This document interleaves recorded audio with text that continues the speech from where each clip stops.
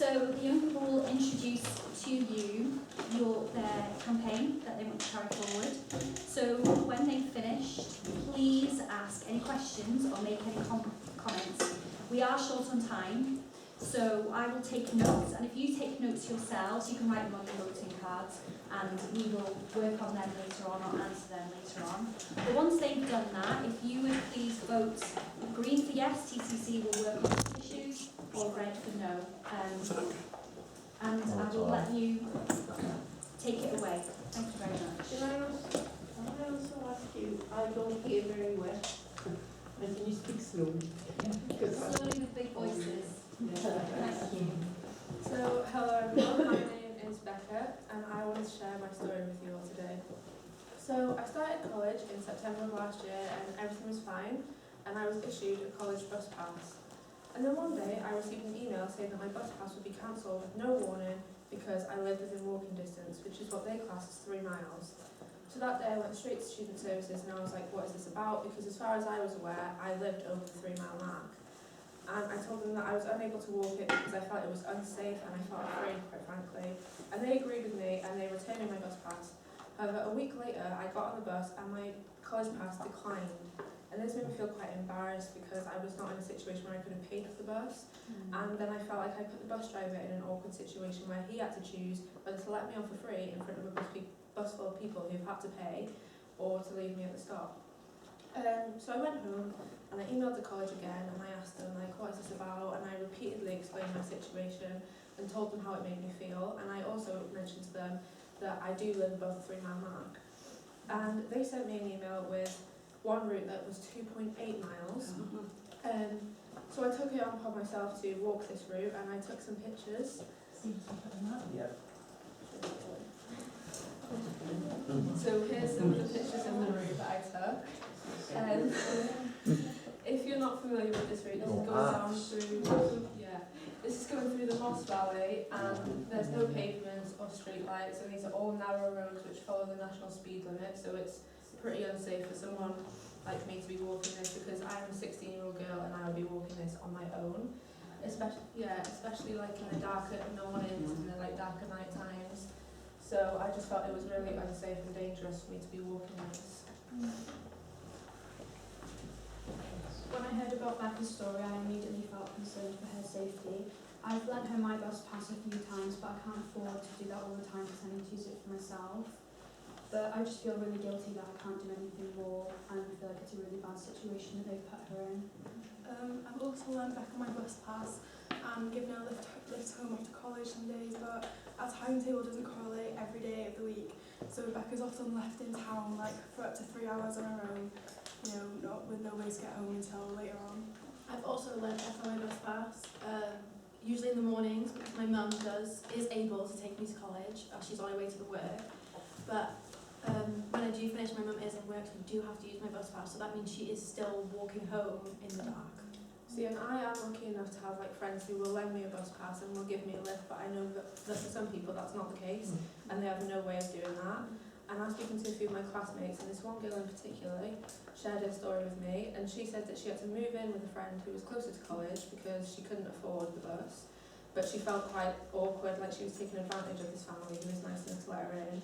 So she moved back home, and since then her attendance has just been really going down, and this has really had a bad effect on her mental health and her academic progression. So, what do we want?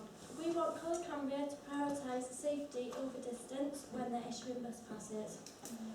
For young people living in rural villages, walking routes can be treacherous, especially during the winter period.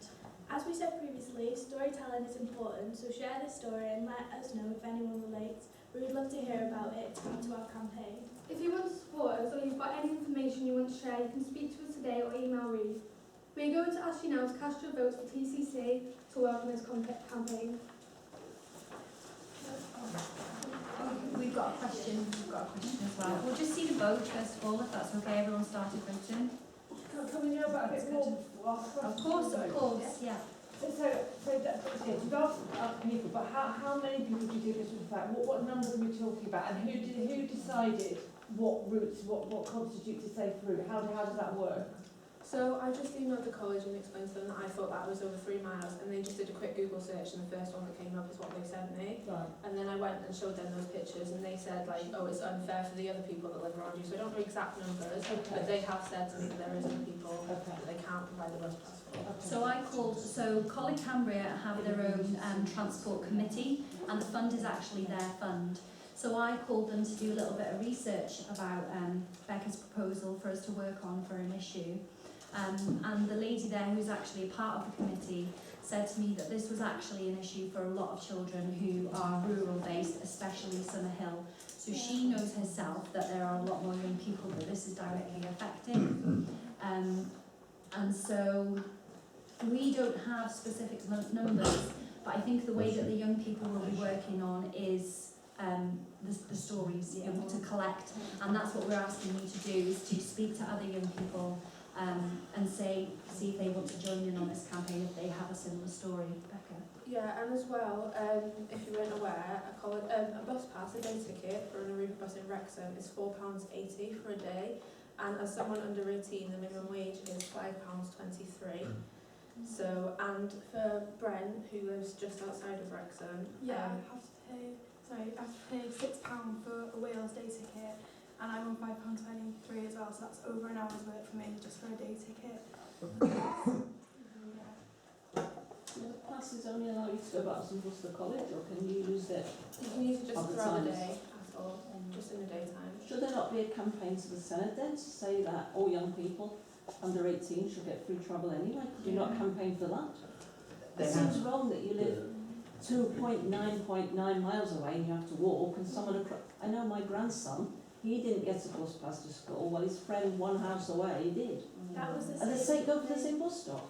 That was the same with me in school. I lived just up the road from Annabelle. We were literally like, I think, 5-10 minutes away from each other. She was able to get the bus to school, whereas I had to take public transport every day. And obviously I had to pay for that bus every day whilst I was in school, like year 7 to year 11.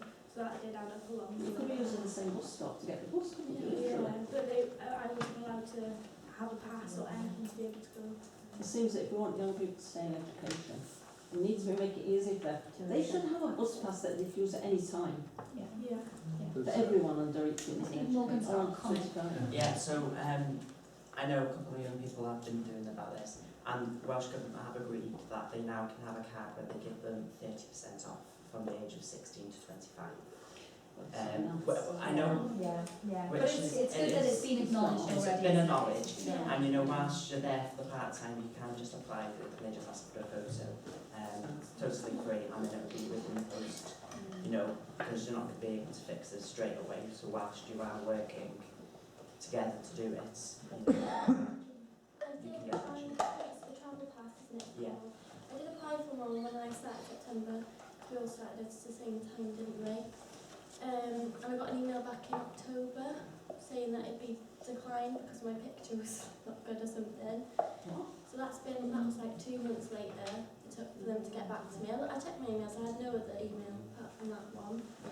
So I've redone it now, but you know, I have no idea how long it'll take for the next one. It should be a letter. You should be able to use a cover letter to use until your bus passes I in. think we have David and Christopher. Yeah, so I've had a little bit of a look at this as well as Ruth, and I've been in touch again with College Cambria, and because up until 16 they take into account something called hazardous routes, but that policy doesn't carry on in the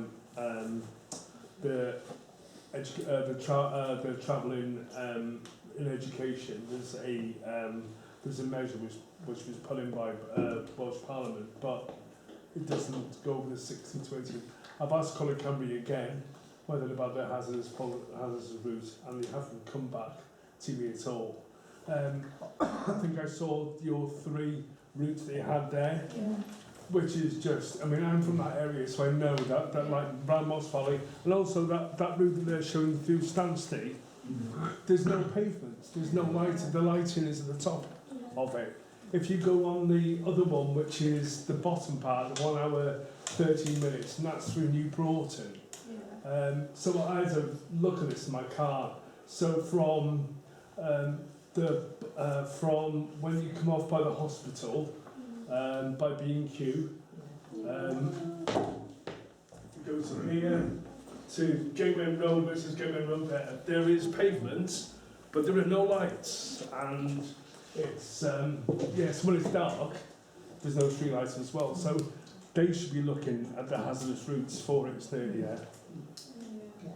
I wouldn't need to do all this paperwork, if every young person in education gets a free pass. I had a look at Then we don't the, need all this. I had a look I at, was going to say that anybody in education or training in Wales should be eligible for a free Yes. bus pass to get to and from What's education. use all day?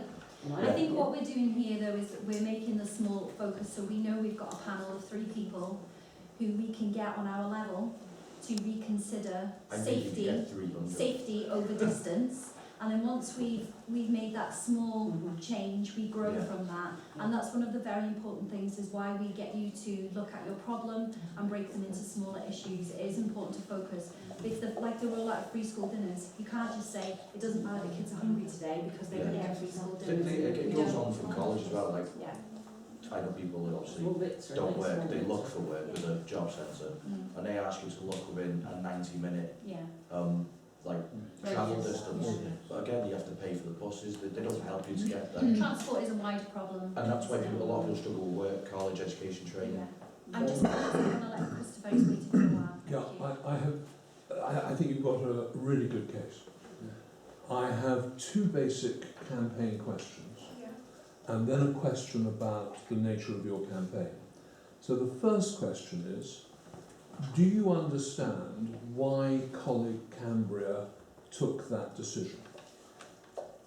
He just explained to me that it wouldn't be fair if they gave me a pass just because I've come forward and said something. But you had a pass beforehand. Yeah, they made a mistake.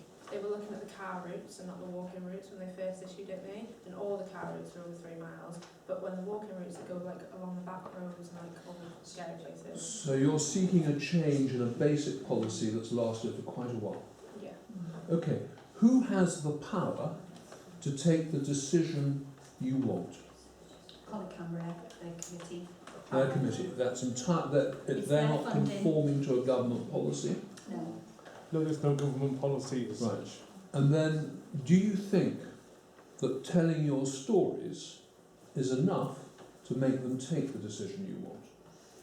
I mean, hopefully if like a lot more people come forward and tell them how unsafe they feel and this is the reason that their attendance is so bad, then maybe they'll understand a bit more that people are missing out on education because of their decision. Thank you. Can I just jump on what Christopher said then, with the story be enough? It's an ongoing thing where stories and just saying, what if? Sometimes something has to happen. That's always too late. It needs to be done sooner rather than later. That Moss Valley Road, I used to live there myself, and walking that road even as an adult, it's scary at night, it's early mornings, winter months, it's icy, it's snowy, it's slippy. It's terrible. It's actually disgusting that people should have to walk that way just to save a few pounds on a bus pass. Can I also, I know this is about Coleg Cambria, but there has been a recommendation to Welsh Government for free transport for all young people. I've got the contact for that which I can share with you, and there's been a whole report on that, and in addition to that, Liverpool, Bristol, Norwich, from the I Will campaign, have all got free transport for young people in those areas. So I'll share those with you as well. I think Tia's got one more comment, and then any other questions or comments I will ask you please to write down in the voting cards, and we will get back to you that way. I need to be the horrible person that keeps an eye on time. So Tia, I'll let you finish. This is also an answer to Reese's point that something does have to happen in order for change to be made. And recently, people have been sharing on social media about their young children, like 16-year-old daughters, have been in the bus station waiting for their bus, and they've been approached by men that like asking them to take them away, and they want to be with them, and just asking generally inappropriate questions that shouldn't be asked to a 16-year-old girl. The only way these 2 girls that have come forward and said something about this escaped those men was by getting on a bus. If this was in Becca's situation where they didn't have a bus pass, she wouldn't be able to get on that bus. She would have to walk that route home where they could possibly follow her in those dark routes there with no lights and no pavements. and God knows what could happen then. Thank you very much. I'm going to leave that now, so I thank you. That anyone want to change their vote, or are we all happy to support these young people? Yeah, we're going to support these young people. And this vote for Green means that we all support these young people with this. Thank you very much. Thank you. They do have something else that they want to say, so maybe save your clap. This is a different sort of campaign that they are looking on. They are looking to support the food bank. So they want to just, if we can just quickly talk about that a little bit and about what you're going to do. Thank you. Our second campaign is for more choice at the food bank.